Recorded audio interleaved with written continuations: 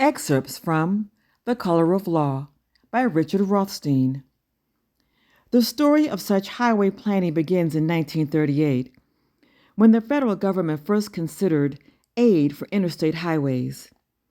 Secretary of Agriculture, Henry Wallace, proposed to President Roosevelt that highways routed through cities could accomplish, quote, the elimination of unsightly and unsanitary districts, end of quote. Over the next 2 decades, the linkage between highway construction and removal of African Americans was a frequent theme of those who stood to profit from federal road building programs. In 1943, the American Concrete Institute urged the construction of urban expressways for the elimination of slums and blighted areas. In 1949, the American Road Builders Association wrote to President Truman that if interstates were properly routed through metropolitan areas, they could, quote, contribute in a substantial manner to the elimination of slum and deteriorated areas, end of quote.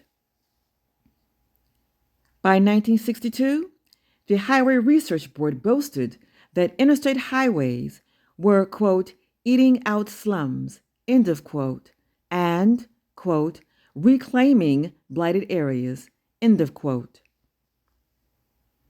Alfred Johnson, the executive director of the American Association of State Highway Officials, was the lobbyist most deeply involved with the congressional committee that wrote the 1956 Highway Act. He later recalled that, quote, some city officials expressed the view in the mid-1950s that the urban interstates would give them a good opportunity to get rid of the local nigger town, end of quote. His expectation did not go unfulfilled. Federal interstate highways buttressed segregation in cities across the country.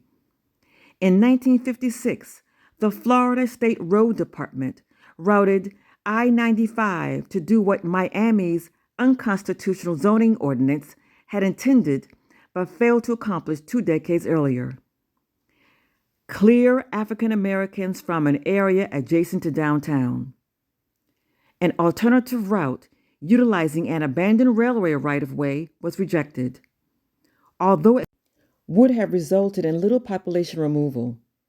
When the highway was eventually completed in the mid-1960s, it had reduced a community of 40,000 African Americans to 8,000.